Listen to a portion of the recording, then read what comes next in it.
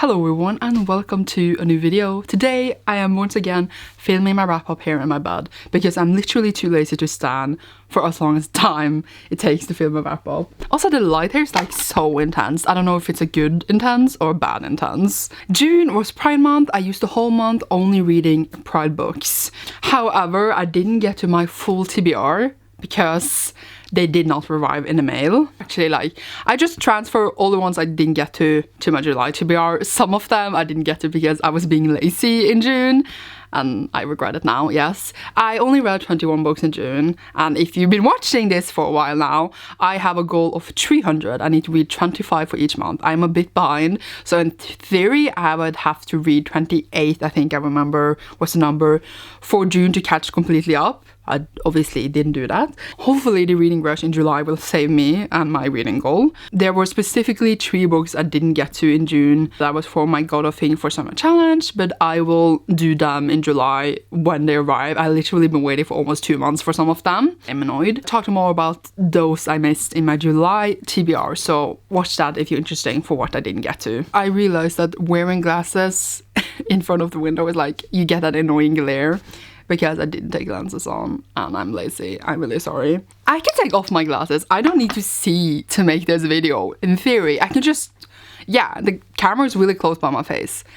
It is actually fine. Let's start this wrap up. Oh my god. First book I read in June was Reign of the Fallen, that has bi representation, has undead people in it. However, I read it for God of Thing for Summer, so I've actually talked about it in my God of Thing for Summer wrap-up, so I just teased you there for some reason, but I want to show it here, since I did read it. That was the only book I actually managed to read for God of Thing for Summer, because it was the only one I already owned, and all the 3 other ones didn't arrive in the mail. I then read Of Fire and Stars by Audrey Coulthurst. This one is the first book in actually a series now, because I think a sequel came out and a prequel or something like that. It follows the concept that a prince and a princess is in an arranged marriage or engagement, I guess. But then instead of the princess falling for the prince, she falls for the princess' sister. It follows 2 princesses, Dana, who is from the Foreign Kingdom, going to marry the prince of the other kingdom, and she has hidden this secret all her life, that she has magic, and magic is frowned upon, looked down upon, looked upon as a bad thing, so she has hidden this magic all the time. And then we have Mara. Is that how you say her name? Mara or Mari? Mara. Whatever. She is like the princess brother of the one who is engaged with Dana. Do you know what? I don't even know what's happening. Who cares? And she's always like been looked upon as the lazy one and la la la la, and people like don't think she does anything productive. But yeah, she's really good with horses and stuff. And yeah, there starts this plot in the court where like killing starts happening, assassinations attempt, and people with magic may or may not be behind it, etc. So they need to investigate and they become closer, etc. So yeah, actually this one had a lot of elements that reminded me of Reign of the Fallen, which was super random, but I read them right after one another, and they both had like this court assassination thingy plot thing that reminded me a lot of each other. Either way, I actually heard a lot of negative things about this before reading it. A lot of people were very excited for it. They got very disappointed in it when they picked it up. They thought the story was very like underdeveloped. I mean, the romance. The romance was underdeveloped, etc. And I disagree. Like, I had really low expectations now, but I feel like the way that the 2 girls started to fall for each other, the way that they bonded, etc., was very much actually very similar to how they usually bond, etc., in other YA with straight couples, and how like the moments they had and how they eventually came together. Like, it was very much like other YAs. I don't see how this is more underdeveloped than other stories. Actually, I felt like they had a lot of good reasons to fall for each other and be with each other and trust each other. I like that. Like, I really liked how they found solace in each other. However, what I think was underdeveloped was maybe the other parts of the plot. It was a lot of repetition, and like it wasn't as explored, the magic parts and the politics, as I would want to, but it was more for romance stories. I'm like fine with that, and I think the focus was on the romance, and that's okay too. The sequel is out. I just haven't gotten it. Was it out last year, or is it coming this year? My brain can't function because I was away for a year, and that like made me off about all the releases in the world. The point is that it was a sequel to this, and I'm actually very excited for it, to see where the story can develop, to see how the world will develop and the characters even more, because like it did leave a good ending, but it could also explore a lot more. So I'm excited to see how that will be. So I really enjoyed it. I gave it 4 out of 5 stars if I remember correctly. It was fun, and I'm glad that I enjoyed it much more than I thought I would. I then read Sandstone Volume 1 by Stepan Sajic, and this one is a graphic novel slash, I guess, comic, and it follows these 2 girls, Alyssa and Liza, who has met online, and they decide to meet to fulfill their BDSM dreams, because I never really had that fulfillment before. And they meet and they have a great time together. It's very dirty, but at the same time it's also like skips a lot of parts, so it's not like, I don't mean to say that it's not dirty, I just mean to say it's not consistently dirty all the time, because it has a lot of heart, and that kind of surprised me. I thought it would be like, why is it like wet and weird, what's happening? Non-pun intended, oh my god. I thought it was more like just focus on like sex and stuff, but it has a lot of story. The characters have a lot of heart, a lot of story to them, so much personality and stuff. Like, yeah, I don't know why I sounded so surprised by this, but like the point is that I thought it would be like this trashy sex thing, and I was just like all for that too. But then it had so much heart. Oh my god, I just read Volume 2 for July actually. So yeah, I have more thoughts because of that, but I will keep it to Volume 1 for right now. And this is basically just introduction to the characters, introduction to how they will interact with each other, and it's like Ali writes the story from the future, so that's kind of interesting too. I think there's a lot of misconceptions about BDSM, especially after 50 Shades of Grey. I would not say that I am an expert by any means, but I feel like this kind of, if it is correct, how do I know? But it kind of like opens up the conversation more and talks about it in a much more of a open and not like super weird, open an acceptable way compared to, for example, 50 Shades of Grey that we've seen there. And I think that is an important conversation to have. This has been out for a really long time though, apparently, like several years, I think. And yeah, I just found it and I think it's great. Again, surprised, gave it 4 out of 5 stars. We'll talk more about it in my July wrap-up too, because we get more. I will talk about the next few books in all one go, because they're in one series. We have the Captive Prince Trilogy, plus this short story thingy, which I will talk a bit more about in a second. So the Captive Prince Trilogy is a trilogy following Damon and Laurent, and Damon is the prince of one country, and Laurent is the prince of another country, and those 2 countries has a lot of bad blood between them, but they are in peace now.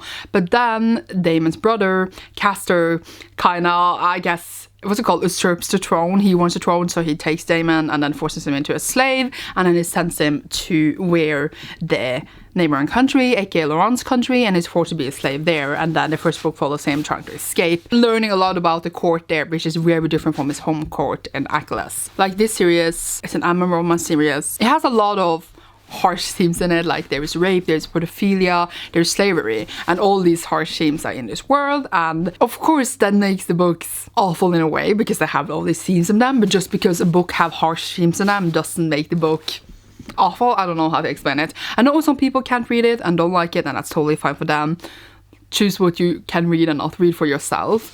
But for me, I really enjoy the series. Not saying I like those things, they're just a part of the book. I just love how the characters develops, how they found trust, how the political climate is. I just think it's very cleverly plotted. I love the world building, how the world is created, how very convincing it is. I think it's a very interesting and fun series, and this is the 3rd time of me reading it, so clearly I've been here a lot. This one actually was released later. There's like a short story thing with 4 short stories set in this world, following different characters, and I adore them all. Like, I had read the last one and this one before. I read the 2 other ones before. The last one really surprised me how much I enjoyed it. Like, it had this plot twist in it that I did not expect, and it was very good. I recommend reading this after, if you read all these 3. But again, look up the trigger warnings and be aware that they have really harsh things in them. I audiobooked all 3 of them and then read a short story thing in the end, and I just loved it so much. okay? I then read Autobiography by Christina Lauren. This is a YA contemporary following Tanner, who is bisexual, and he came out when he lived in another place, but then his family moved to this very religious, with a lot of Mormon place. He came into the closet again. He went back to the closet again, so it's not officially out yet because it isn't completely safe for him. And then he starts this writing class, which is like really exclusive, where they try to write a book in a semester. And what's it called, like the assistant in the class, I don't even know the proper English word for it, whatever, it's Sebastian, who is a Mormon, and they might or might not get a thing. Yay! So this one has a lot about Mormons, about society, and I didn't know that much about it, I will be honest. Like, it's not a subject that interests me. Of course, I should be aware of it and know about it. Like, I know there are Mormons, of course, and I have heard about them before, and I met people. Like, that's not the point. But the point is that I learned much more about it here. I did enjoy the story, and it was very, like, teenager. I don't know how to explain it. Like, of course it's YA, so it's supposed to be teenager, but like I felt like the emotions and stuff they went through was just like very teenager, and I was just like, that's fine. But it's a thought I had, okay? However, I just cannot defend the choice that the parents made to take a kid that they knew were bisexual back to a place because the mother came from there and she knew it was bad for him and knew it would be bad for him. I can't defend the decision that they went back there knowing it would be unsafe for him just because they waved pride flags at home and showed they were supportive at home. I'm getting goosebumps. I just couldn't decide if I supported their decisions. I would understand it if like the family was really bad off and that like if they didn't take this job they would like not make it, but they like were fine. Like the job she got was a good opportunity, but she's a mother, so she should take the security of her children over her own career path, I feel like. I don't know, I'm not a mother, but the point was that I just couldn't support that decision. However, like the Mormon part and how they treat gay people or in the LGBT spectrum in general, it's horrible, and I felt like it could be very difficult for people to read about it. So like awareness of how harsh that world is towards them, and if that's triggering for you, I wouldn't read this. But like it's a sweet story on the bottom of it all. It just had this harsh thing in between them. I think it's important to also read about it and know that these cases exist and that there should be more ways to help them because they are basically in between being homeless or being forced to not be able to live as themselves. So it's a harsh subject. It was cute though. I mean, like people saying it was very cute all the time. I felt like it was very harsh and sad, but yeah. And I also love the parts that like we are reading basically the book that Tanner is writing, and I like that we read what they write in a way. Like Sandstone, I like that. I don't know why I like that, but I do. What more to say? I don't even know. I did enjoy it though. I think I ended up giving it 4 out of 5 stars or something like that. I then read Ace of Shades by Amanda Foody. This one follows Anne, who goes to the City of Sin to try to find her mother, who is missing. City of Sin has several gangs, and she meets Levi, who is the leader of one of the gangs, and Levi is also bisexual, so that was their pride representation in this one. And it follows both of their point of views and how she like is juggling this new life in this new city. Levi is juggling his gang, I guess. I haven't read Amanda Fooder's Daughter of the Burning City yet, but I have it, and I've been really excited to read that one. I've been really excited to read this one. I felt like I heard so much good things about it, and I was just so disappointed. I could not barely get through this. I want to trash this. No, I'm joking. I would never, but I don't know how to explain my feelings towards this, but I will try. Like, first of all, it was just not convincing. I didn't believe anything that was happening here. Levi is supposed to be this leader of this, whoa, I dropped the book. He's supposed to be the leader of this group of, I was gonna say mafia, what's it called? And then like, he's just this soft boy, and I get like, it's fine that they seem harsh on the outside and then they are soft on the inside, but I never had an instant where I could believe that Levi could lead this gangs of people. I never believed that like he was the leader, that he was supposed to be this super clever dude, and he was basically an idiot the whole book.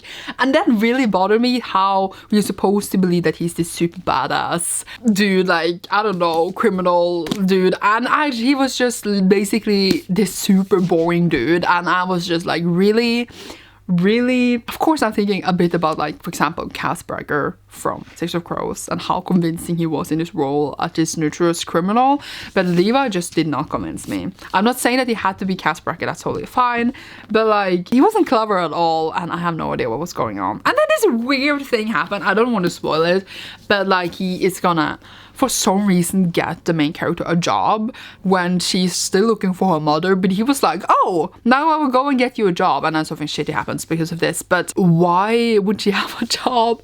I just don't get it. I get it was like to spy or something, but couldn't she, instead of getting a job, just like be a pretend guest or something? It was weird. And like, they kept mentioning other weird things in it. I think I've forgotten a lot of it, but the point is that I was really disappointed in it. The world was like very underdeveloped, I felt like the magic was actually cool, but it wasn't developed enough.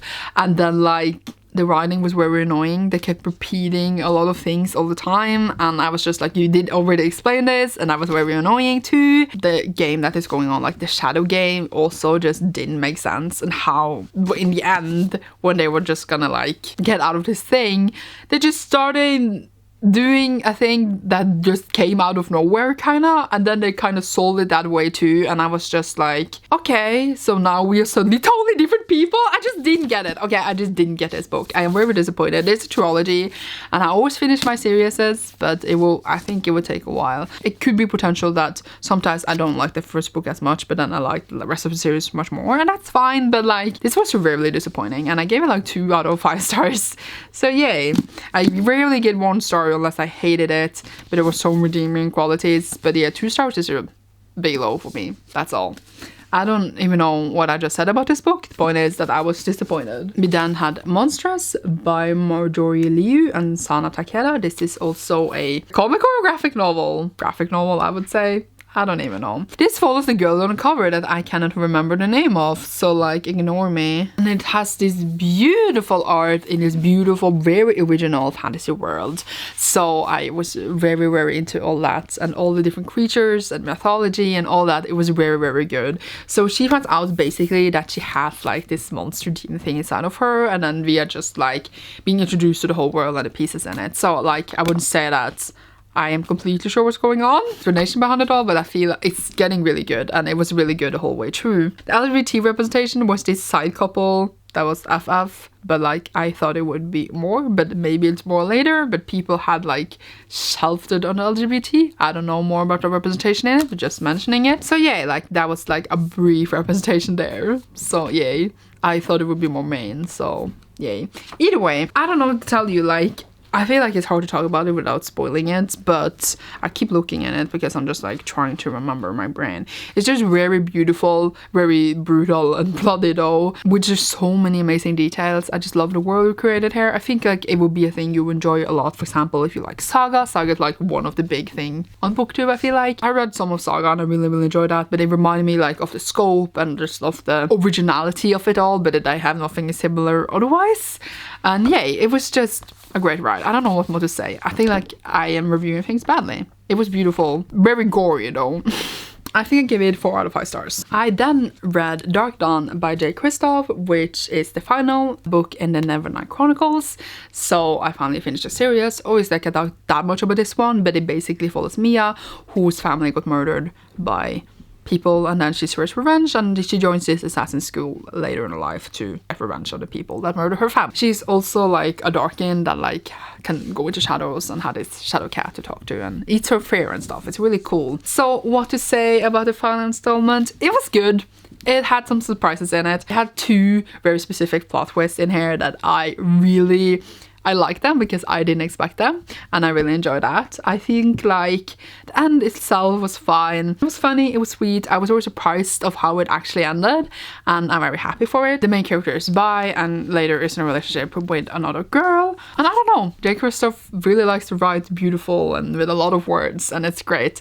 I feel like I did enjoy the series. I just don't love it to death. I think it's the best series in the whole world, but I definitely had a really good time with it. I think it was very entertaining, had a lot of fun things in it, and yeah, it is a bit brutal, of murder, nice smut, I guess, weird smut, but it's fine, it works, and then nice magic and stabbing. I think it's it was fun. I don't know what more to tell you.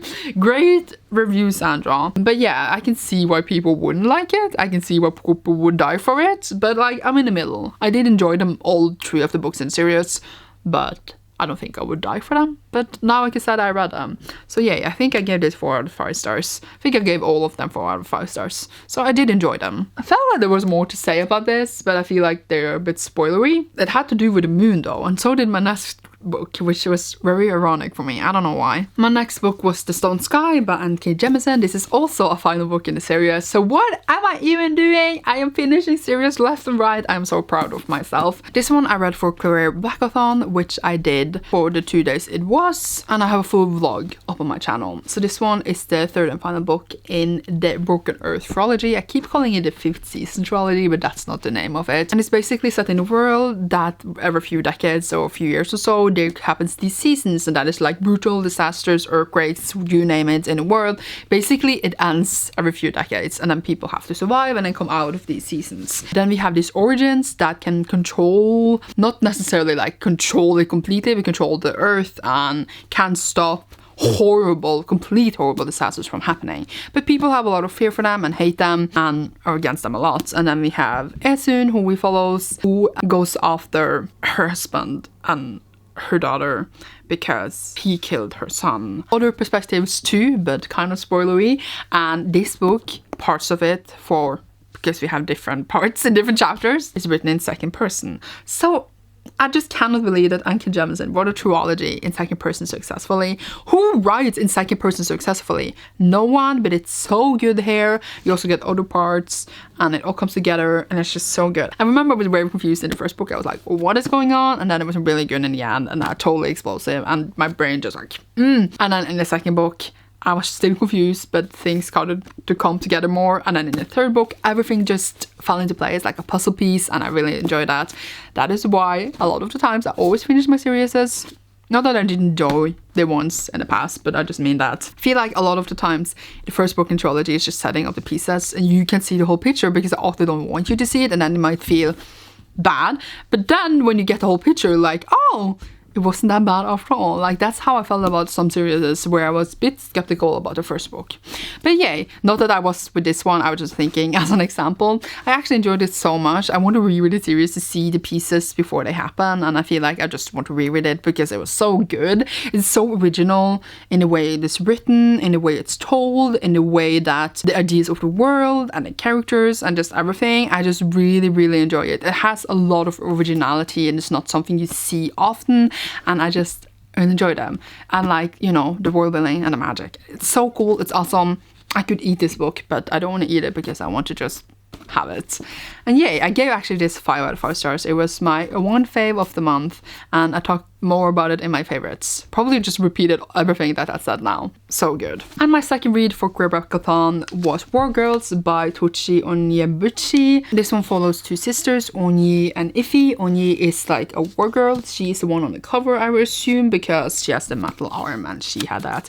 So she was a war girl and used to fight from a very young age as a soldier, and then like they left war for a while and lived in this camp, and she got this younger sister, basically I guess I would say adopted her, called Iffy, and she took care of her, but then they get attacked in the camp and get separated. And then we actually skip some years, so yeah, I was very surprised by that. I talk more about this in my Queer Blackathon vlog, but like it's also based upon the real civil war between Nigeria and Biafra, and I thought it was very interesting how to learn more about that, or even though of course it is fiction. It's a sci-fi book with like fancy technology and stuff. It was just interesting to learn about how it was based on real events, because a lot of fantasy and books and stuff are. And it was cool, it was fun, it was unexpected. I didn't think everything would go where it went, but I just felt like my main issue with book was actually how some of the choices were made, like how Iffy's determination for some of her choices. Wasn't exactly 100% convinced. The reasons behind it weren't convincing for me for a point in the book, but then it all went fine actually.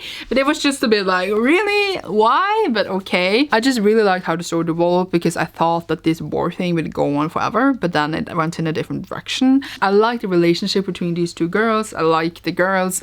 The main character, and Onyi, is also in a FF relationship, so that is where that representation came in. And it wasn't in focus at all. It was really on the sidelines, but because there was focus on so much else, and that is fine as well, and I just love it. I don't know what to tell you, like I had a really good time. I was very surprised by a lot of things happening. It was very fun with the technology and stuff. Some of it was like old YA typical, and I enjoyed those parts a lot.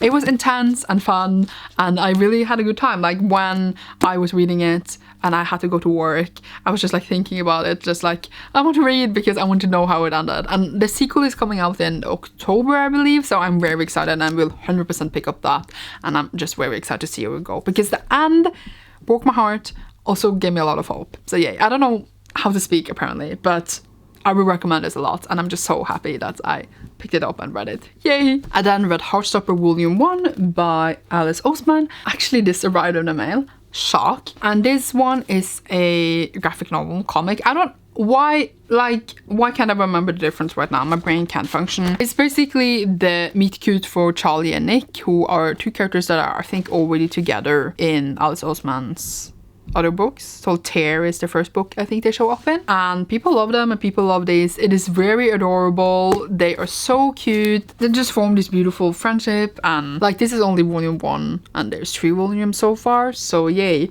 I really enjoyed it. Like I don't know what to tell you, like it's very cute and adorable, and that's what it's supposed to be. It has the hardship of a teenager being in love and not knowing what to do. It has a lot of feelings, okay, struggles, and it's cute. I don't know what to tell you. I am horrible at this. Keep looking at it because I'm just like, my mind helped me. Overall, adorable. Can't wait to see what will happen because yay, we know, I hope it will go fine. Yay. And yeah, this one had much more like, I guess, simplistic art, for example, compared to like Monstrous, which was like insanely artful, and I like that too. I like a more simplistic style. It looks very like cozy for me because of that, so I really enjoy that. So yay. 4 or 5 stars to this one too. I feel, however, that even though I did really enjoy it and like it, I feel like I didn't love it 100% like everyone else seems to love it. Like everyone has given it 5 stars and it's the best thing in the whole world. I did enjoy myself, but it's not like the best thing ever, at least so far.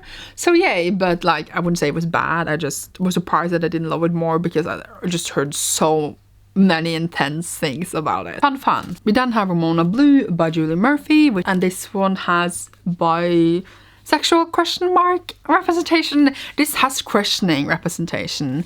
I will explain in a minute. It follows Ramona, who is a girl with blue hair, and they live in a small town. I don't know what's up with like American setting books in like small towns, but they always do, and it's always about them wanting to get out of there, or they can't get out of there because they're stuck there, etc. But yeah, Ramona's sister is just pregnant, and she's struggling to find out how to take care of her because she's not convinced that her boyfriend would do so. Then her childhood best friend also comes back into town, Freddie, and yay, like Ramona is out as a lesbian, and a lot of people thought, according to the synopsis, that like she was lesbian and would realize that, I don't know, she was straight or something because of a boy, but that's not what happens. She does like girls still. She just realizes that she might be interested in boys too. She doesn't label herself in this, but I would guess on bisexual representation or something else. There are more sexualities than that being interested in too, but I heard, I think, from someone else, the author perhaps once, that it was bisexual. But my brain can't function right now, so don't listen to me actually. And like, I think that's fine to think you're one sexuality and then realize you're something else, to always explore, because sexuality is fluid, and I think it was a nice exploration of that. Other people assume that it would just be like another story where a lesbian finds out that she's straight after all, but that was not what happened here. And I think it was important to have this representation too, where you think you're showing your sexuality, but you're not always, and that's okay too, to change it. Like, you're not stuck in one label all the time, because that's fine. Sexuality is fluid. What did I just say? I don't even know. Like, it's about her struggles and finding out that she was just like determined she would stay in this town because she had to, but does she have to? She finds swimming as a solace, and she finds Freddie, her friend, and yay, very much YA contemporary vibe, but it was good and I had a good time with it. It was a sweet story. So yeah, I gave it 4 stars and had a good time. What else to tell you? I don't even know. I think I said I didn't like every single book. What else to tell you? I don't even know. Oh my god, I'm like a CD on repeat. I done read The Brother by Jack Marbon. This one I just saw a tweet about and I decided to pick it up. It was just like $1 or something and it was just released. So this is like supposed to be a series of different short stories that are like smutty and fun and straight to the point, just like under 10k words or something. And I picked this up because it looks funny. It's about 2 stepbrothers that find solace in each other. Surprisingly, I had like other really deep parts. Like for first of all, they kind of hate each other, but then they decide not to, so that was kind of cute. And then also like one of the main characters like had this really complicated relationship with his mother and the other one with his father, and I thought that was very interesting because it did actually explore this much more than I thought it would. It added heart to the story and the sex was a bit it was a bit too much. No, it wasn't. I'm joking. But it was a bit like not how I'm used to reading sex, and it was just funny and I had a good time, okay? It was just a very short thing that I just decided to pick up and I don't regret it, okay? So yay for that. I think I gave it 4 out of 5 stars. Surprisingly, very much more enjoyable, less trashy than I thought it would be. I then read My Androgynous Boyfriend by Tame, and this one is volume 1 in a relative new series. It follows Vako, who's this girl here actually, and she is together with this boy that is androgynous. I can't even say the word, I'm really sorry. And I didn't know, I think, much about androgynous people before this. Not that I think this was very educating, but I like search up some to read more about it. I think that this was unique in a way that these 2 people are already in a relationship before we start the story, and they've been in a relationship for 7 years. And I think that already having an established relationship that we follow in a manga is very rare. I don't think I ever read anything like it. Maybe I am in the wrong section of mangas. I liked that they had an established relationship, they had this communication, they were very sweet to each other, and I really liked that. I just didn't like how they kept misgendering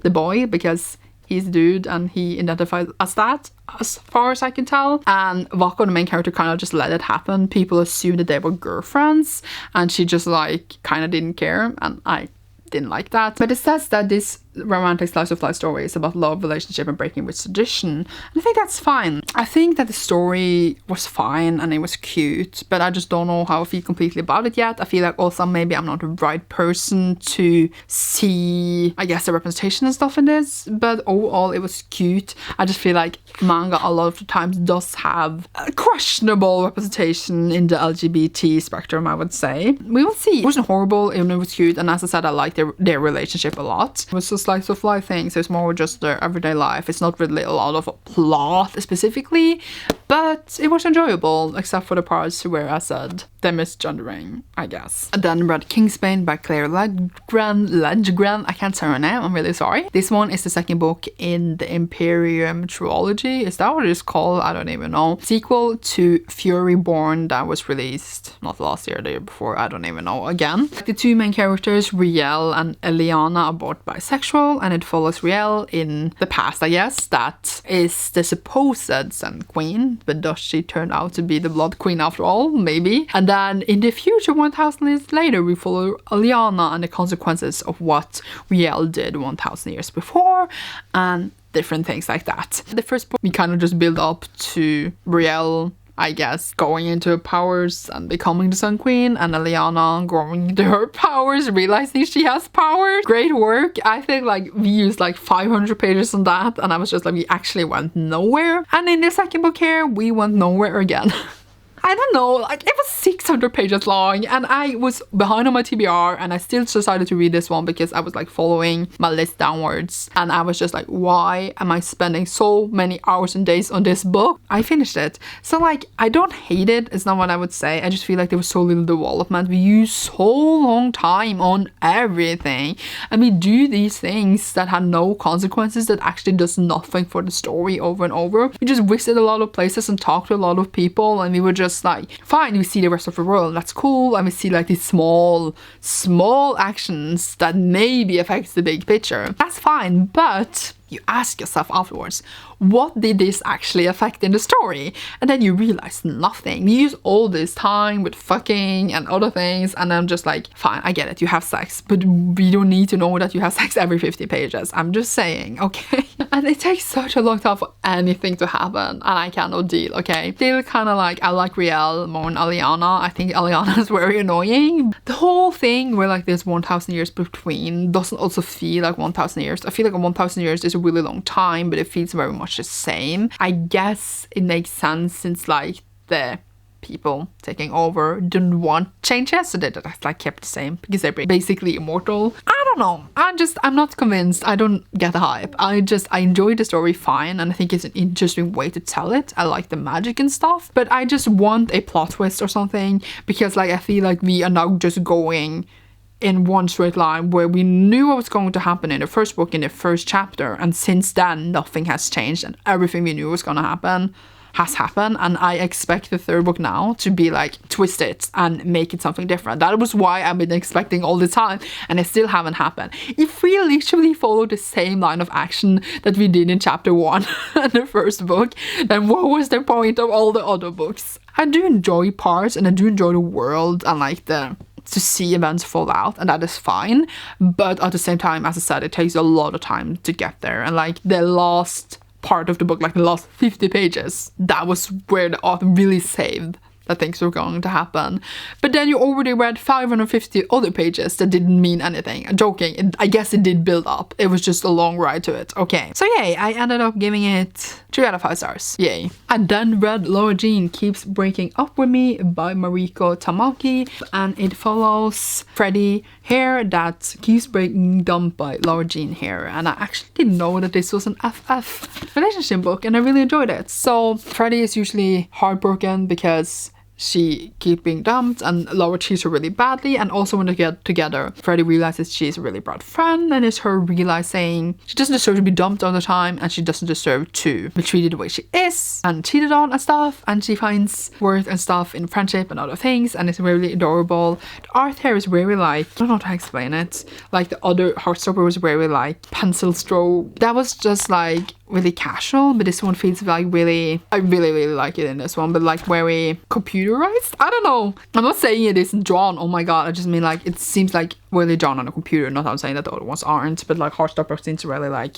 on paper, that's like the vibe I get. Not that anything's wrong, but I'm just trying to compare different styles here, and I really liked it in this one. I think it told a beautiful story about self-worth and relationship, and how hard it can be to see and to do anything about it. And yay, it was a great story. I really enjoyed it. I really enjoyed the friendship story that we got in here. That was actually more important, and how that was explored, etc. 4 out of 5 stars. By the way, there was just one character in the book that said she was way too old for the other character, but the main character said she was 17 and the other character was 18, so I don't get why she was way too old for her. And that's all I'm gonna say about that, because I thought they could have been cute together, that's all. I then read The Shadow Glass by Rin Shupeko. This is another series, and I finished 3 series in June. Who even am I? That's all I gotta say. This is the last book in the Bone Witch trilogy, and it follows T, who finds out that she's a bone witch. She can resurrect people from the dead, and her brother just died, so she resurrects him, and he becomes her like companion thing.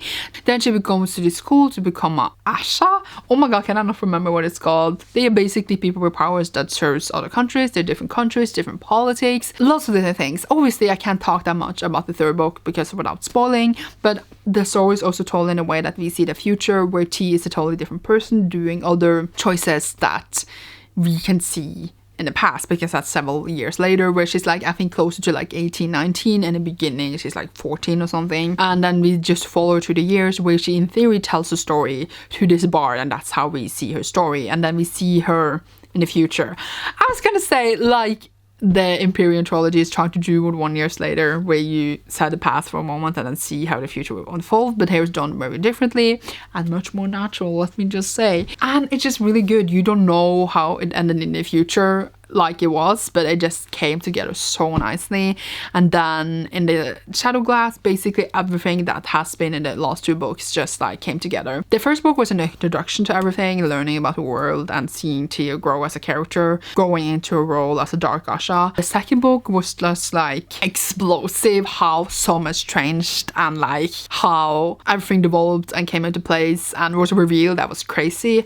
And then the Shadow Glass is just an expansion to all that, and the ending was so good. I really enjoyed the series. I think it's a really, really good one. I feel like a lot of people read the first book and then kind of was like, oh, it's very typical, man. It really has uniqueness in it. I feel like the way it's told is very unique, and I feel like it has a lot of unique world building and magic and stuff that I haven't seen in other books. So I really, really enjoyed the series. It's a very good one and I recommend it a lot. So yay, excited that I finished it. 4 out of 5 stars. Need physical copies ASAP, but like the first book is like out of print and hardcover and it makes me pissed, so I need to figure out something there. And the last book that I read in June was actually my last audiobook, and it was called The Music of What Happens by Bill Koningsberg, and this one follows these 2 boys, Max and Jordan. So Max is Mexican and he also needs to find a summer job, or like he was gonna work somewhere else, but then he finds a summer job because he meets Jordan, who has this food truck, and then he's hired there and they form a bond relationship. They're both gay, etc. So yeah, it's a really sweet story going over summer following these 2 boys, and like Max is like really cool and popular, and Jordan is very like a nerdy, lonely boy. So yay. But oh my god, so much to unravel here. Like, I don't know what I expected going into this. First of all, had yummy food in it, and they had really cute moments going out to these different adventures and stuff, but oh my god, it had some really serious themes in here, like rape, so trigger warnings for that. The rape part of the story was handled well though, and that's what I gotta say about that part. But there was just like jokes in there, for example from friends, that I felt was very inappropriate, not about rape, but like about being gay, and also just like how Jordan really struggles with this like self-image thing, and I do realize that I act like that sometimes too, but reading about it was just so weird because it was very much like back and forth all the time with how he acted. I don't know how to say, like he made everything about himself constantly, and it was very, very annoying, so it made me dislike his character a lot. I get that a lot of people, I guess, are like that, and I get like that the way he thought about himself. He was very insecure about himself all the time. It's a natural thing, but how he just made every situation about himself, everything. When someone did one little thing, he was basically just like going on a rampage in his mind, and it was just very exhausting to read about. It just made me dislike him so much. Also how like his mom is very depressed, etc., because his dad passed away and she's not okay, and how just this was put in a very negative light. He only thinks about himself. He's just like, oh, his mom is sick, but what about me? What about me all the time? And I get it's not his responsibility to take care of his mother, and he's like, I don't know, you know how old he is, 15, and I get that, that's fine, but it was just like set in a very negative light, and I feel like that's a very negative representation of how mental health for adults can be, even when they have children, and I felt like that could have been handled in a different way. Then it was the inappropriate jokes that I felt was kind of uncomfortable, how they joked with like being gay all the time, the different friends and stuff, how they talk to each other,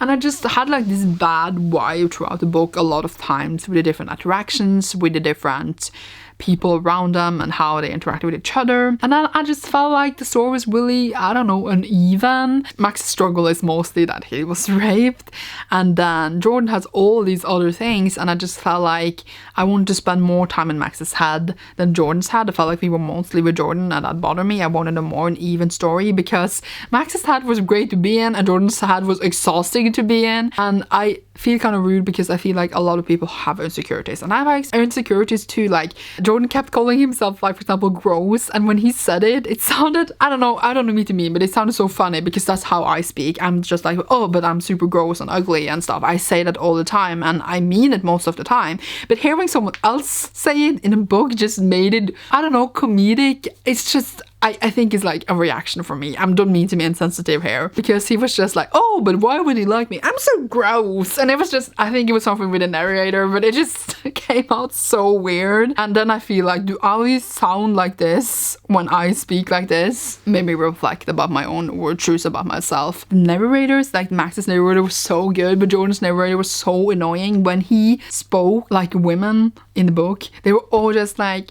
oh my god, Max, I can't believe you would do this. He literally spoke like that for all the woman characters when he was like gonna be their voices. It was the most annoying thing. It made them all sound like brats. I swear to you. So like the audiobook was just generally, I think, ruined experience for me a lot, but because they sound like all the characters that were not guys when it spoke to Jordan were like super bitchy and stuff, because they were like speaking in such a weird tone, and I was just like, why is he reading them like this? It was the most annoying thing. I think that ruined experience for me as well. I think Max's narrator was really good though, and he was very like soft and did a good job all the way through. Like, I liked it, but it also like rubbed me in the wrong way a lot of times, just with how it made me feel. It made me feel uncomfortable. Of course, like for example, a rape made me feel uncomfortable. I just meant like it made me feel uncomfortable how Jordan like thought and treated, and like how they spoke, and I don't know, just the inner things. So I don't know how to explain it. I just got a bad vibe from it, at least this one sometimes, but also some parts were like good too, like how they handled the rape situation and other parts of the story. I just feel like, of course, I think the author wanted them to be like they were because of like teenage insecurities, but it just became weird for me, at least. I don't know how to explain it. That was way too long to read about this book. I just had a lot of different feelings towards it when I was reading it. I was just like, what? A lot. So yeah, I have a 3 out of 5 stars. I'm like weary in between, like could be 2 stars too, but I'm giving it 3. That was all the books I actually read in June. I am incoherent as always. 21 books. Yay. My voice is literally dying. I hope you enjoyed this video. Hope you enjoyed my thoughts on these books. I feel like the light is blending my face, so it's a great choice to sit here. I hope you liked this video. Thank you so much for watching. If you want to discuss some of these books, please do, and you will see me soon in a new one. Bye!